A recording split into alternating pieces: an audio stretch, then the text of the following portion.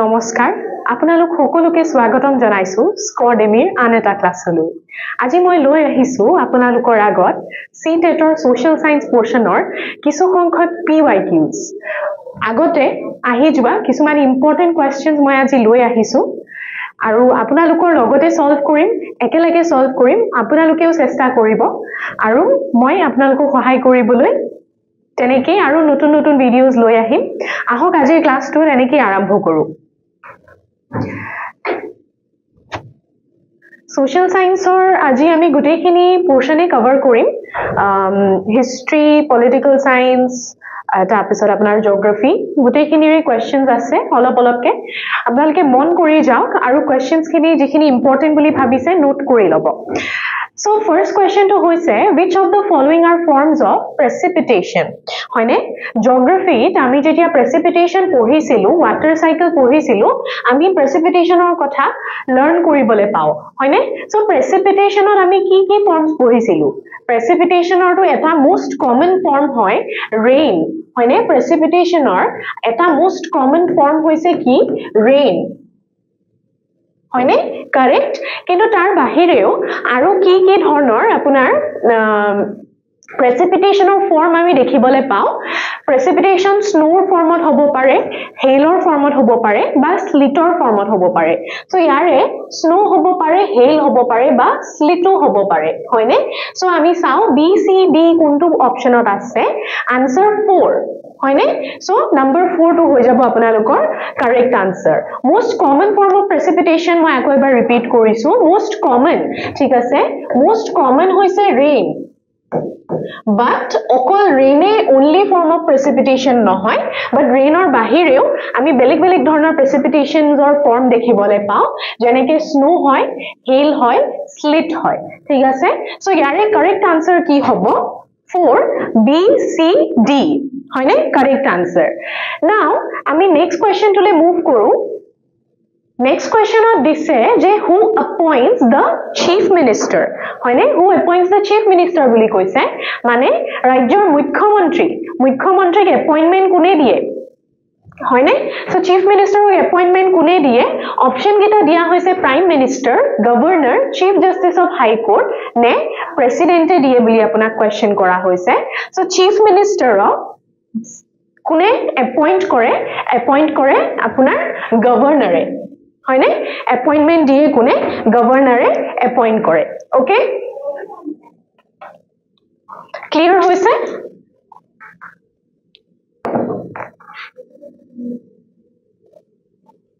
আমি নেক্সট কোয়েশ্চনলে একবার হো নেক্সট কোয়েশ্চন দিয়া হইছে হু অ্যাপয়েন্টস দ্য গভর্নর ঠিক আছে আমি ইয়াৰ আগত কোয়েশ্চনটো দেখিলো যে চিফ মিনিষ্টাৰ মুখ্যমন্ত্ৰী কোনে এপয়েন্টমেন্ট দি আছে ঠিক আছে নেক্সট কোয়েশ্চনটো আমি দেখিবলৈ পাও যে হু এপয়েন্টস দ্য গভৰ্ণৰ হয়নে গভৰ্ণৰক কোনে এপয়েন্ট কৰে গভৰ্ণৰক কৰে এপয়েন্ট প্ৰেসিডেন্টে কাৰেক্ট হয়নে চিফ মিনিষ্টাৰটো নহয় প্ৰথম কথা বিকজ গভৰ্ণৰেহে চিফ মিনিষ্টাৰক এপয়েন্টমেন্ট দিছে হয়নে লগতে আপোনাৰ চিফ জাস্টিস ইয়াতে এপ্লিকেবল নহয় চিফ জাস্টিস আৰু প্ৰাইম মিনিষ্টাৰৰ যেটো অপচন দিয়া হৈছে সো কাৰেক্ট আনসাৰ আমি কি দেখিবলৈ পাও যে president is the correct answer ঠিক আছে প্ৰেসিডেন্ট কি হয় কাৰেক্ট আনসাৰ হয় হু এপয়েন্টস দা গভৰ্নৰ নেক্সট কোয়েশ্চন চাও সিমিলাৰলি ইলেকশনৰ কথা কৈছে যে প্ৰাইম মিনিষ্টাৰক কোনে ইলেক্ট কৰে হয়নে প্ৰধানমন্ত্ৰী আপোনালোকে ডিফাৰেন্সটো গম পাইছে প্ৰাইম মিনিষ্টাৰ আৰু চিফ মিনিষ্টাৰ সো আমি এতিয়া প্ৰধানমন্ত্ৰীৰ কথা কৈছো প্ৰধানমন্ত্ৰী এপয়েন্ট কোনে কৰে বুলি কৈছে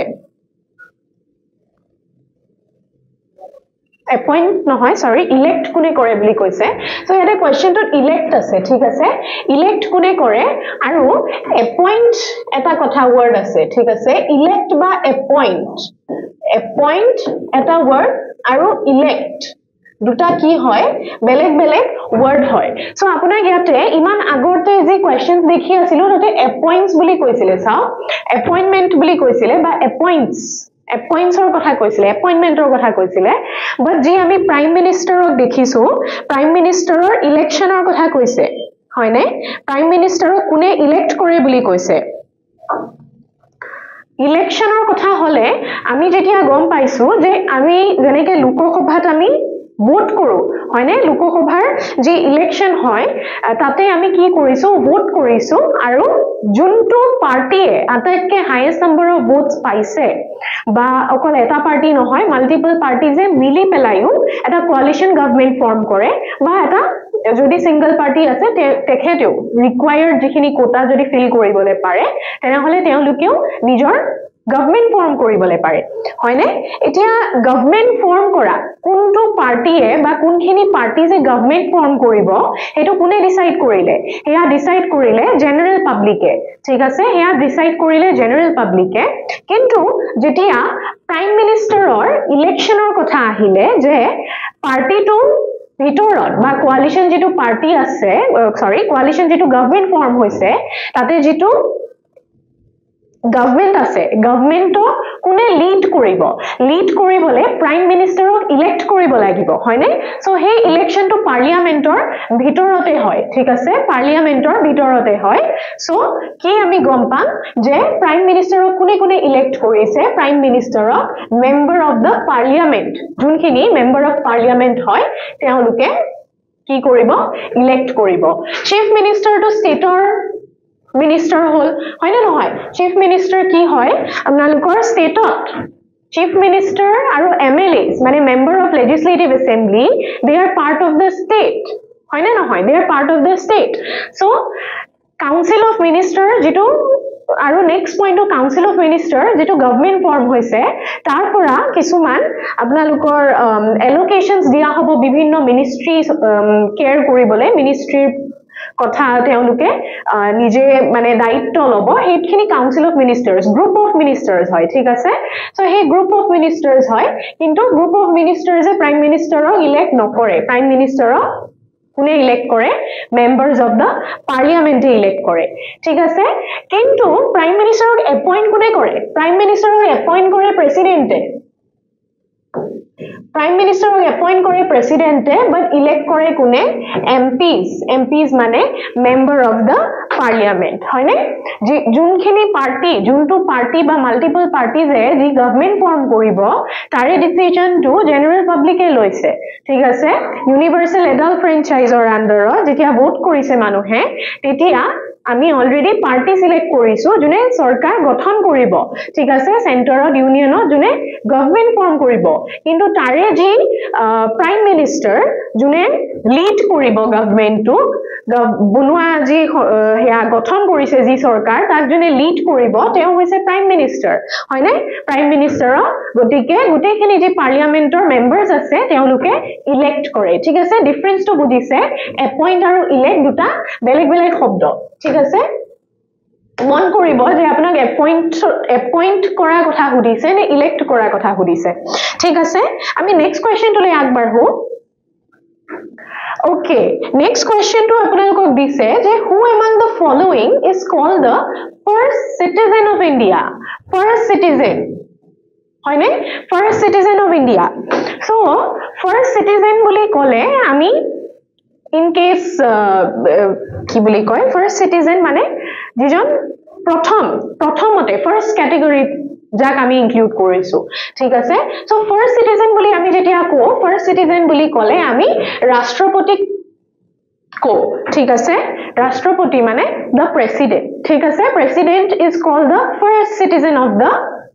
কি ইন্ডিয়া প্ৰথম নাগৰিক ভাৰতৰ প্ৰথম নাগৰিক ঠিক আছে ভাৰতৰ প্ৰথম নাগৰিক কোন হয় সদায় প্ৰেসিডেন্ট হ'ব ঠিক আছে সো এটো আছিল আপোনালোকৰ ফাৰ্স্ট সিটিজেন অফ ইন্ডিয়াৰ কথা আৰু এটা কথা আছে আপোনালোকে ফাৰ্স্ট লেডিৰ কথা শুনিছে নে ফাৰ্স্ট লেডি অফ ইন্ডিয়া এটো কি সুধিছে ফাৰ্স্ট সিটিজেন আৰু এটা আইডিয়া আছে আৰু এটা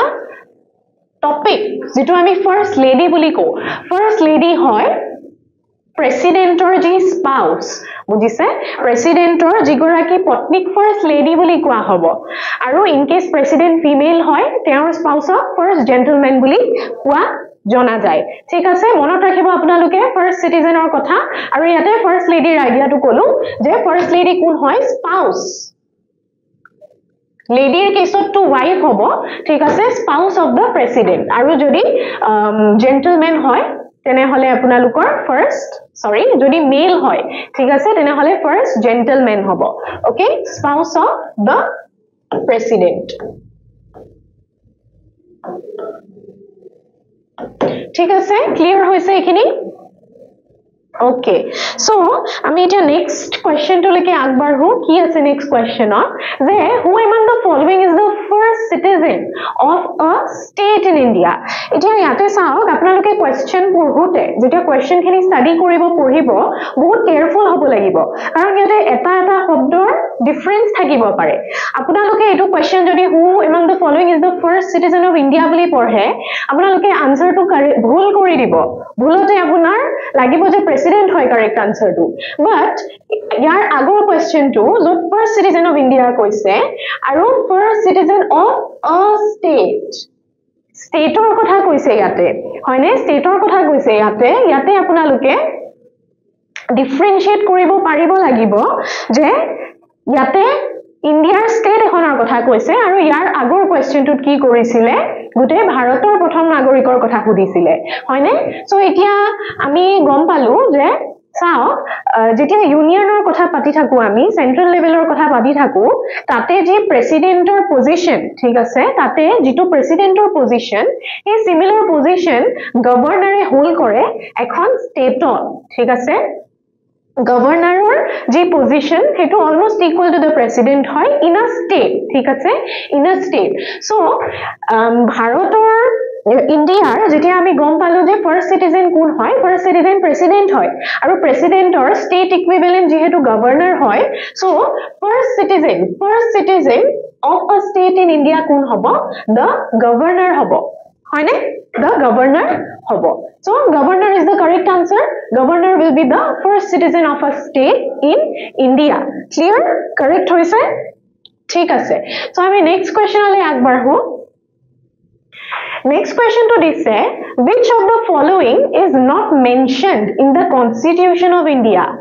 ভারতীয় সংবিধানত এই গিটা যে অপশন দিয়া হৈছে এই অপশন গিটাৰ কোনটো পইণ্ট ভাৰতীয় সংবিধানত আমি দেখিবলৈ নাপাও হয়নে সো ইয়াতে অপশন গিটা দিছে structure of government name of political parties rights of citizens আৰু name of states and union territories হয়নে আমি চাৰিটা পইণ্ট এই গিটা দেখিবলৈ পাও অপশন দিয়া হৈছে এতিয়া চাওক ভাৰতীয় সংবিধানত অলমোস্ট বহুতখিনি যিমানখিনি ফাংশনিং হ'ব এখন কান্ট্ৰি গুটেখিনি অলৰেডি মেনশন কৰা হৈছে ঠিক আছে তো সো আমি ফাৰ্স্টলি সাউ স্ট্ৰাকচাৰ অফ দ্য গভৰ্নমেন্ট কেনেকুৱা হ'ব ঠিক আছে গভৰ্নমেন্টত কিমান মিনিষ্টাৰ্স থাকিব তাতে সাপোজ কাউন্সিল অফ মিনিষ্টাৰ্স কিমানখিনি থাকিব প্ৰাইম মিনিষ্টাৰ কেইজন থাকিব কেনেকুৱা ধৰণৰ কি হ'ব ঠিক আছে গভৰ্নমেন্টৰ স্ট্ৰাকচাৰ এইখিনি কনস্টিটিউশনত মেনশন কৰা হৈছে ঠিক আছে প্ৰেসিডেন্টৰ কথা কোৱা হৈছে তাতে কাউন্সিল অফ মিনিষ্টাৰ্সৰ কথা কোৱা হৈছে গুটেখিনি ইলাবৰেটলি কনস্টিটিউশনত মেনশন কৰা হৈছে ঠিক আছে দেন আপোনালোকে চাও যে rights of the citizen rights বুলি ক'লে আমি কনস্টিটিউশনত এটা কথা আমাৰ মনলে ডাইৰেক্টলি আহিব হৈছে ফান্ডামেন্টাল ৰাইটস হয়নে ফান্ডামেন্টাল ৰাইটসৰ ফৰ্মত প্ৰত্যেকজন নাগৰিক ভাৰতীয় নাগৰিকৰ কি দিয়া হৈছে ৰাইটস বোৰ মেনশন কৰা হৈছে ৰাইট টু ইকুয়ালিটি হক বা আপোনালোকৰ কি বুলি কয় এনি ফৰ্ম অফ যিখিনি ফান্ডামেন্টাল ৰাইটস আছে আৰ্টিকল 14 কি বুলি কয় যিমানখিনি গুটেখিনি ফান্ডামেন্টাল রাইট 32 লৈকে যিমানখিনি ফান্ডামেন্টাল রাইটস দিয়া হৈছে গুটেখিনি কনস্টিটিউশনত মেনশন কৰা হৈছে পাৰ্ট 3 হয়নে পাৰ্ট 3 অফ দ্য কনস্টিটিউশনত কি দিয়া হৈছে ফান্ডামেন্টাল ৰাইটসৰ কথা মেনশন কৰা হৈছে so rights of the citizen clearly আমি কনস্টিটিউশনত দেখিবলৈ পাও তাৰ লগতে name of states and union territories এইখিনিও কনস্টিটিউশনত আমি মেনশনস পাও ঠিক আছে সো কনস্টিটিউশনত আমি কি দেখিবলৈ নাপাও নেম অফ পলিটিক্যাল পাৰ্টিজ যে এটা পলিটিক্যাল পাৰ্টি যেনেকে ফৰ্ম হৈছে পলিটিক্যাল পাৰ্টিজক ন্যাশনাল বা ষ্টেট পাৰ্টি হিচাপে ৰেকগনিশ্যন দিব election commission of India election commission of India recognise কৰে যে পাৰ্টিটো ষ্টেট পাৰ্টি হয় নে ন্যাশনাল পাৰ্টি হয় হয়নে সো পাৰ্টিজৰ নামবোৰ আমি সংবিধানত দেখিবলৈ নেপাও ঠিক আছে সো 1 3 আৰু 4 তাৰে মেনশন আমি কনস্টিটিউশনত ক্লিয়াৰলি ভিজিবল হয় তাৰে মেনশন খিনি বাট নেম অফ পলিটিক্যাল পাৰ্টিজ কি হয় আমি দেখিবলৈ নাপাও হয়নে okay so next question who nominates the member of Rajya Sabha ঠিক আছে next question to দিছে who nominates the members of Rajya Sabha ঠিক আছে আমি গম পাইছো যে ভাৰতৰ যে পাৰ্লিয়ামেন্ট ইণ্ডিয়ান লেজিসলেচাৰ যি ইণ্ডিয়ান লেজিসলেচাৰ দুই ভাগত ভগোৱা হয় হয়নে ৰাজ্য সভা আৰু লোক সভা মানে কি বাইকেমেৰাল লেজিসলেচাৰ বুলি কোৱা হৈছে correct bicameral legislature বুলি কোৱা হৈছে so hey bicameral legislature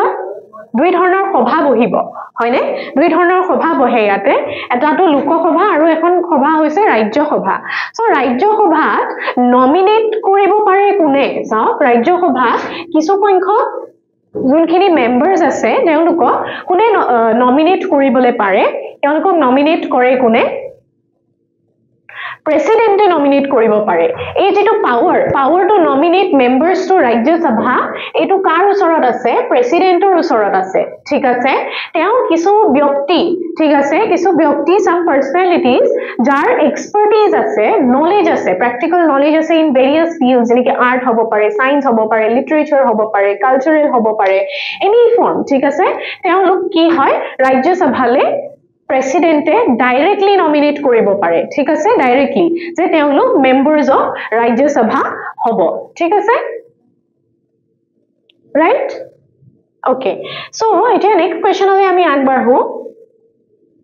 next question two দিছে who was the president of the constituent assembly president of the constituent assembly বুলি কৈছে ঠিক আছে constituent assembly কিহৰ কাৰণে গঠন কৰা হৈছিল আপোনালোকে গম পায়নে কনস্টিটিউশন ভাৰতৰ যিখন সংবিধান হয়নে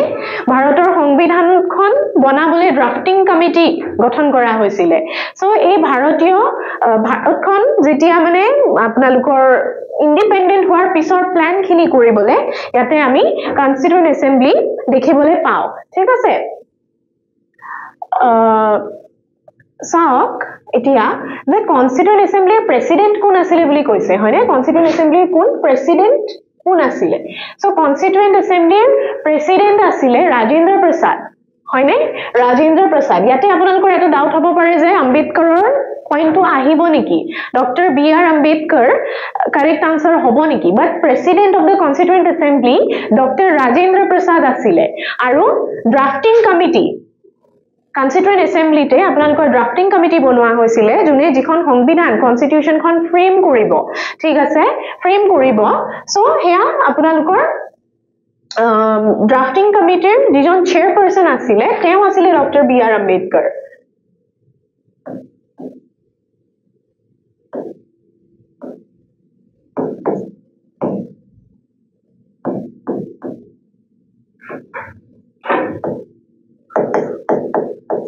Chairman of the drafting committee asile Dr. B.R. Ambedkar. Dutat confuse hobo. President of the Constituent Assembly asile Dr. Rajendra Prasad aru Chairman of the drafting committee. Drafting committee ji গঠন কৰা হৈছিল Constituent Assembly তাৰে কি asile তাৰে answer to hobo chairman asile কোন doctor B R Ambedkar আমি next কোৱেশ্চনলে আগবাঢ়িছো So next question out আপোনালোকৰ দিয়া হৈছে যে who among the following was the only Indian Governor General of India ঠিক আছে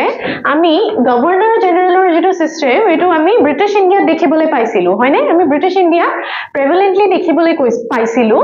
কি গভৰ্ণৰ জেনেৰেলৰ আইডিয়াটো সো যেহেতু ব্ৰিটিছ ইণ্ডিয়াত দেখিবলৈ পাইছিলো গভৰ্ণৰ জেনেৰেল যিমান আছিলে সকলোবোৰ ব্ৰিটিছ অৰিজিনৰ আছিলে হয়নে দে वर ব্ৰিটিছাৰ্ছ কিন্তু এটা পইণ্টত অকল এজন ঠিক আছে এজন ব্যক্তি ভাৰতীয় গভৰ্ণৰ জেনেৰেল হৈ পৰিছিল তেওঁ ইণ্ডিয়ান গভৰ্ণৰ জেনেৰেল হিচাপে আয়ুক্ত কৰিছিল ঠিক আছে আনসাৰটো আপোনালোকৰ হয় শ্ৰী ৰাজা গোপালাচাৰী ঠিক আছে ৰাজা গোপালাচাৰী তেওঁ ৰাজাজী বুলিও জনা যায় হয়নে ৰাজা গোপালাচাৰী তেওঁ the only last and only ঠিক আছে তেওঁ last to হয় আৰু only governor general হয় only governor general হয় ঠিক আছে so last and only governor general কোন হয় সি ৰাজা গোপালাচাৰী তেওঁ কেতিয়ালৈকে গভৰ্ণৰ জেনেৰেল আছিলে যেতিয়ালৈ ইন্ডিয়াই নিজকে ৰিপাব্লিক হিচাপে স্থাপিত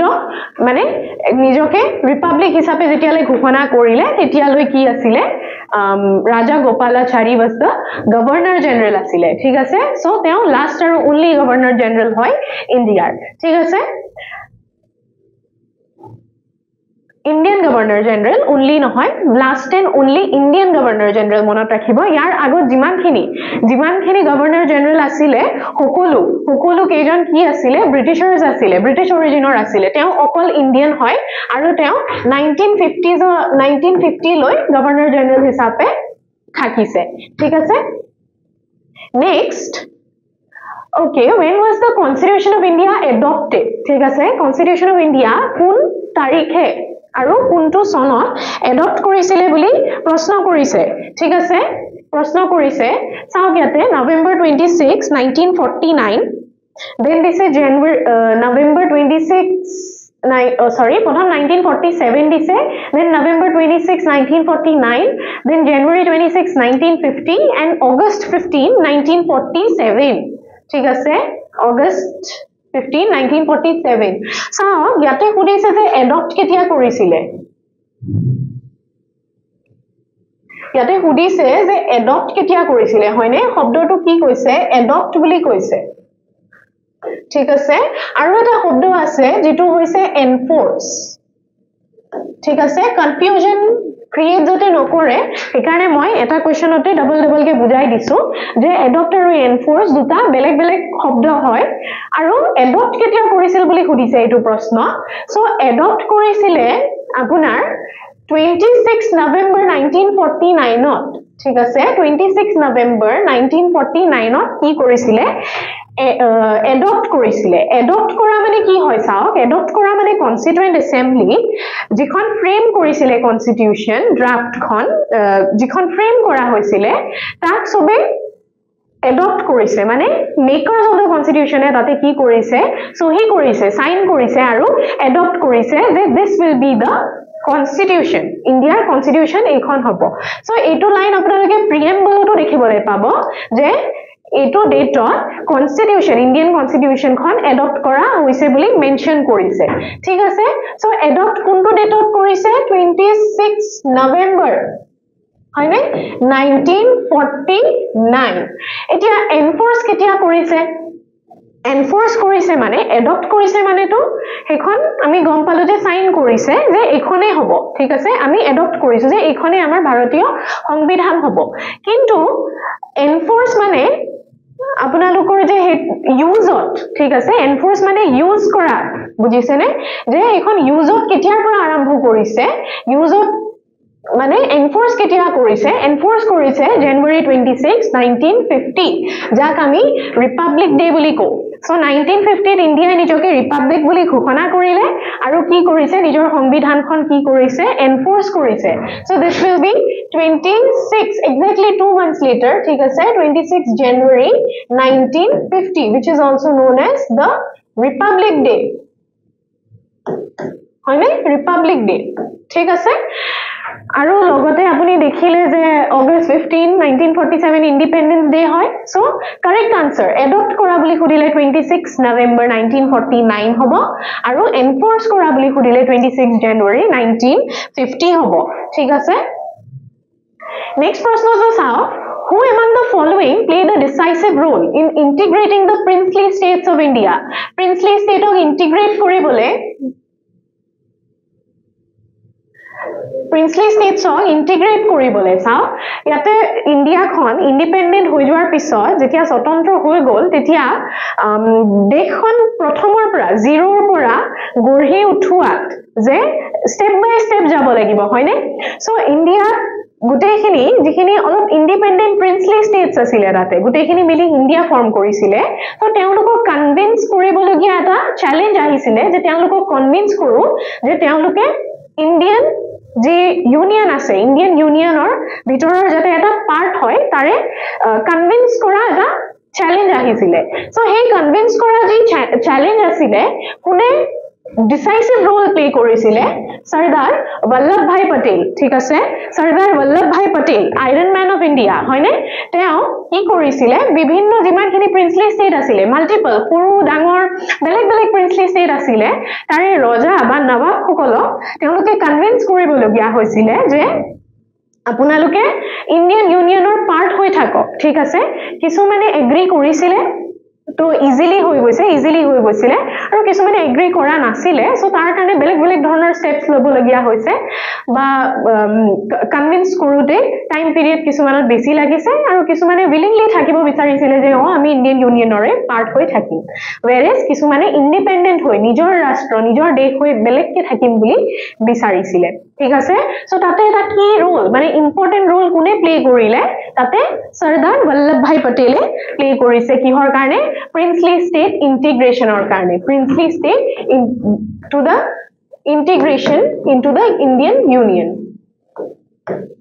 princely state or integration or karne into Indian Union or kune role play korise massive role Sardar Vallabhbhai Patel hoine next slide of sao je which among the following deal with matters in the concurrent list of the Constitution of India ঠিক আছে constitution of India আপোনাৰ কি বুলি কয়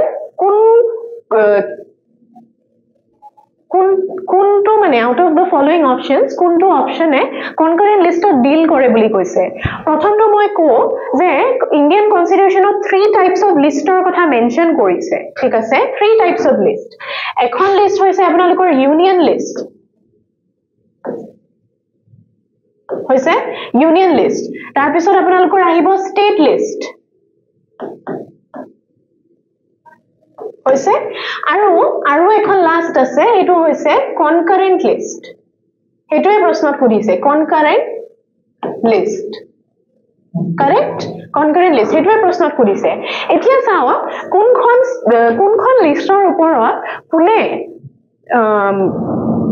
action lobo paribo tar kotha to mention kora hoise constitution ote ei list gekhonot kune ki dhorne actions lobo pare ba tar uporot kune ki dhornor kuntu area kune rule mane cover koribo kune decisions lobo hetu area kune decide koribo ei list gekhonot basis of decide kore thik ase so union list or kotha kune decide kore namote ase union list or kotha union বা সেন্টারে decide কৰে হয়নে union list two ইউনিয়নে decide কৰিব বা আপোনাৰ centre ঠিক আছে ইউনিয়ন বা সেন্টাৰে ডিসাইড কৰিছে দেন স্টেট লিষ্টত আপোনাক স্টেটে ডিসাইড কৰিব স্টেটৰ ইন্ডিপেন্ডেন্স আছে ইউনিয়ন লিষ্টত যেনেকে স্টেটৰ পৰা গৈ পেলাই কোনো ধৰণৰ ইন্টাৰভেনশন কৰিব নোৱাৰে স্টেট গভৰ্নমেন্টে ঠিক স্টেট লিষ্টটো ইউনিয়ন গভৰ্নমেন্টে আহি ইন্টাৰভেনশন নকৰে সো ইহঁতৰ এখিনি অটোনমাস এৰিয়া ঠিক আছে ইউনিয়ন লিষ্টে এটা প্লেসত একশনস লব আৰু স্টেট লিষ্টে এটা এৰিয়াত একশন লব ঠিক আছে আৰু থাৰ্ড পইণ্টটো আপোনালোকৰ দিছে কনকাৰেন্ট লিষ্টত কোনে কৰে কনকাৰেন্ট লিষ্টত কৰে স্টেট আৰু ইউনিয়নে একেলগে মিলি একশন লয় স্টেট আৰু ইউনিয়ন স্টেট আৰু ইউনিয়নে মিলি পেলাই একশন লৈছে কনকাৰেন্ট লিষ্টত ঠিক আছে ইউনিয়ন লিষ্টত আপোনালোকৰ ডিফেন্স আহিব বেংকিং এনেকুৱা ইউনিয়ন লিষ্টত আহে এনেকুৱা টপিকস বোৰ স্টেট লিষ্টত আপোনাৰ হেলথ আহিব পাৰে হয়নে health related topics education state লিষ্টত আহিব ঠিক আছে সো এই স্টেট লিষ্ট আৰু ইউনিয়ন লিষ্টত ডিফাৰেন্টলি মানে বেলেগ কই কোনো ধৰণৰ ইন্টাৰভেনশন নোহোৱাকৈ ইউনিয়ন গভৰ্নমেন্ট আৰু স্টেট গভৰ্নমেন্টে ডিসিশনস লয় বাট এপাৰ্ট ফ্ৰম দ্যাট কনকাৰেন্ট লিষ্টত কি হয় কনকাৰেন্ট লিষ্টত আমি দেখিব পাও স্টেট আৰু সেন্টাৰ দুজনে মিলি কি কৰে দুটা গভৰ্নমেন্টে মিলি একশনস লয় ইন কেস ইয়াতে ডিসপিউট হয় কনকাৰেন্ট লিষ্টত ডিসপিউট হয় তাতে হয়তো ইউনিয়ন গভৰ্নমেন্টৰ আপোনাৰ ডিসিশনস খিনি প্ৰিভেইল হ'ব বেছিকে স্টেট গভৰ্নমেন্টৰ ডিসিশনসৰ ওপৰত ঠিক আছে সো এখিনি আসলে তিনটা ধৰণৰ list which is mention kora hoise সংবিধানত ঠিক আছে so আমি concurrent listor কথা খুদিছে যে concurrent listor কোনে কোনে deal কৰে ঠিক আছে concurrent listor যিমানখিনি matters আহে কোনে কোনে deal কৰে বুলি খুদিছে so ইয়াতে প্ৰথমটো দিছে state government and local government bodies তাৰপিছত union territories point 3 দিছে local government bodies আৰু লাষ্টত দিছে union government and state government so মই already mention কৰিলো যে concurrent listত কোনে কোনে decision লব পাৰে কোন government লব পাৰে both the union government as well as the state government দুটা government মিলি পেলাই decisions বা matters বুৰা deal কৰিবলে পাৰে so answer হ'ব number 4 union government and state government Next question আপোনালোকে চাও who among the following was the chairman of the drafting committee in the Constituent Assembly of India ঠিক আছে chairman কোন আছিল মই অলপ আগতে যেতিয়া president of the Constituent Assembly question to আহিছিল মই তাতে already mention কৰিছো যে chairman আৰু যোন president আছিল Constituent Assembly তাৰ মাজত differentiate কৰি লব আৰু যাতে কনফিউজ নহয় কোৱেশ্চন আহিলে হয়নে সো হেতু কোৱেশ্চনটো Rajendra Prasad and doctor Rajendra Prasad and doctor B R Ambedkar দুজনে মেনশন কৰা হৈছিল ইয়াতেও মেনশন কৰিছে সো আপোনালোকে যদি কনসেপ্ট আৰু কোৱেশ্চনটো ক্লিয়াৰলি নপঢ়ে বুজি নাপায় তেনেহলে সিলি মিস্টেক কৰাৰ চান্সেস আছে হয়নে সো আমি chairman of the drafting committee যেতিয়া দেখিছো চেয়াৰম্যান কোন আছিল বুলি মই অলপ আগতে কলো ডক্টৰ বি আৰ আম্বেদকাৰ কি আছিল chairman of the drafting committee ঠিক আছে জুনে কনস্টিটিউশন খন ড্ৰাফট কৰিব এই কমিটিৰ হেড কোন আছিল ডক্টৰ বি আৰ আম্বেদকাৰ আৰু ৰাজেন্দ্ৰ প্ৰসাদ আছিল president of the constituent assembly ঠিক আছে নেক্সট কোৱেশ্চনলে আমি আগবাঢ়ো Next question of this apunar in the 18th century under whom did Bengal gradually break away from the Mughal control so at a point of Mughal control pura car under Bengal ki korisile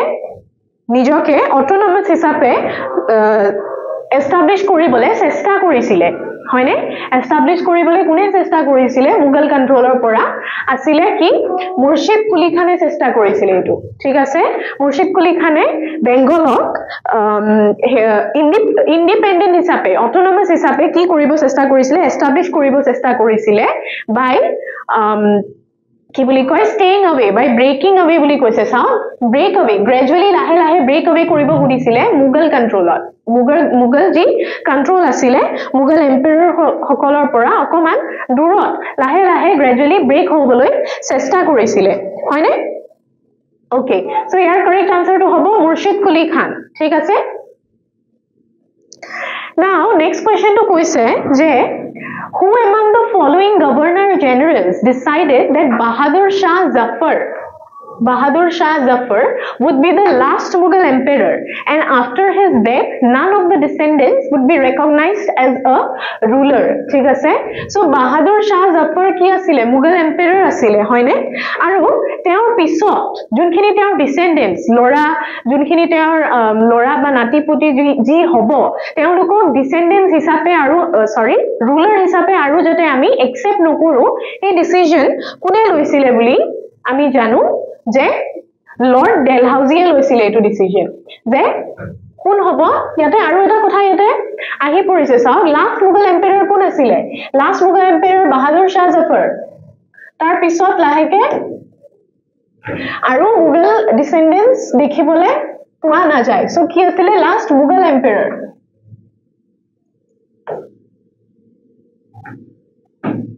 হয়নে last Mughal empire কোন আছিল বাহাদুৰ শাহ জাফৰ আৰু তেওঁ যেতিয়া তেওঁৰ পিছত আৰু তেওঁৰ যি ডিসেন্ডেন্টস আছে তেওঁলোকক ৰুলাৰ বা এম্পায়াৰ হিচাপে ট্যাগ দিয়া নহব আৰু তেওঁলোকৰ যেটো ৰেসিডেন্সিয়েল প্লেস আছিল লাল কিলা মানে ৰেড ফৰ্টত যি তেওঁলোকে ৰিসাইড কৰিছিল তাৰ পিছত তেওঁলোকক তাৰ পৰা কি কৰা কথা আছিল টু মুভ देम আউট ঠিক আছে তেওঁলোকক মুভ আউট কৰিব from Red Fort because last Mughal empire আপোনালোকৰ বাহাদুৰ শাহ জাফৰ আছিল তাৰ ডিসিশনটো লৰ্ড ডেলহাউজিয়ে লৈছিল ঠিক আছে okay next question to this put in sequence the process of temple town formation ঠিক আছে temple town formation or temple town ফৰ্মেশনৰ আপোনাৰ দিছে যে ফৰ্মেশনৰ মানে sequence to put in কৰিব দিছে 1 2 3 4 কে দি দিছে পইণ্ট টু আৰু কোনটো কাৰেক্ট আনসাৰ হ'ব আপোনালোকক এই সিকোয়েন্স হিচাপে টিক কৰিবলৈ দিছে সো প্ৰথম আপোনালোকে চাও pilgrims visited temples and made donations large number of priests workers traders settled near temples rulers endowed temples with grants of land and money temple authorities used wealth to finance finance trade and banking so প্ৰথমটো আমি দেখো যে rulers এ আপোনালোকৰ মানি আৰু land provide কৰিছিলে for temple building হয়নে temple formationৰ কাৰণে rulers এ grant কৰিছিলে land আৰু মানি তাৰ পিছত আমি দেখিবলৈ পাও যে সেই যিখিনি ফৰ্ম কৰিলে যি temples ফৰ্ম কৰিলে সেই temples of pilgrims যোনখিনি pilgrims এ কি কৰিলে visit কৰা আৰম্ভ কৰিলে হয়নে pilgrims বোৰে visit কৰা আৰম্ভ কৰিলে তাৰ পিছত আমি দেখিবলৈ পাও যে priests workers traders তেওঁলোকে ক'ত settle হল temples ৰ ওচৰত near the temples they started settling হয়নে আৰু লাষ্টত দেখিবলৈ পাও যে temple authorities use wealth to finance trade and banking so ইয়াতে বেলেগ এটা সিস্টেম গৈ পেলাই আমি দেখিবলৈ পালো য'ত temple authorities এ কি কৰিছে trade আৰু banking ৰ ফালেও কি কৰিছে ফাইনান্স কৰিবলৈ সক্ষম হৈছে so answer টো হ'ব কি C B sorry প্ৰথমে হ'ব C তাৰ পিছত A B আৰু D কোনটো হয় C A B D answer number answer number 1 okay C A B D correct answer ঠিক আছে okay next question চাও আমি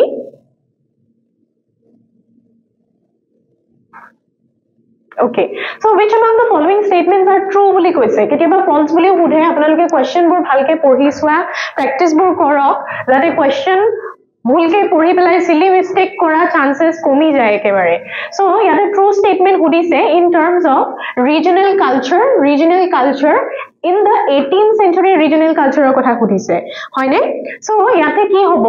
it is a product of intermixing of local traditions with ideas from outside it is a highly localized practice specific to a region it was always confined by political boundaries asile hone so point A B আৰু C ভিতৰত কোন দুটা correct ইয়াতে হয়তো তিনটাই correct হ'ব পাৰে বা যি কোনো দুটা correct হ'ব পাৰে options ৰ পৰা আপোনালোকে চাও কোন কিটা correct হয় so প্ৰথম যেটো কৈছে it is a product of intermixing of local traditions and ideas with ideas from outside যেটো correct হয় বাহিৰৰ যিখিনি ideas আছে হেবোৰ যেতিয়া local traditions ৰ লগত আহি পেলাই coincide হৈছে তাতে mixing এটা mixed product eta evolve hoise hoine hetu correct hoy regional culture basis on so that is a correct statement next question it is a highly localized practice specific to region it was always confined by political boundaries so number B2 correct hoy it is highly localized practice specific to region basis on ami culture dekhibole pao regional culture shobdo tute ase region basis on culture vary kore region basis on language vary kore regional basis on sobore aspirations o vary koribo pare hoine so hetue highly localized practice specific to region hoy that is also correct aru koday political boundaries ori confined hua nasile not always at a particular point or hobole pare but koday confined hoi thoka nasile so yare correct answer to hobo 1 A aru B will be the correct answer hoine next question to saok apnaloke next question to koise Kabir challenged the formal religions of his time by ridiculing the priestly classes adopting the language of nobility denouncing the formless god and preaching salvation through rituals boli koise hoine so puntu challenge korisile boli koise what form ki hok challenge korisile formal religion we traditionally manu religion practice kore ba jeneke propagate korise religion kunkhini step yate kabire bhal ponai aru challenge korise boli koise so yare correct answer to hobo formless god teo কৰিছিলে denounce কৰিছিলে হয়নে formless god তেওঁলোকে denounce কৰিছিলে তাক আমি নিৰ্গুণ ভক্তি বুলি জানো নিৰ্গুণ ভক্তি বুলি আমি তাক জানো ঠিক আছে সো কি ডিনাউন্স কৰিছিলে ফৰ্মলেছ গডক ডিনাউন্স কৰিছিলে তাক চ্যালেঞ্জ কৰিছিলে ঠিক আছে বাকিখিনি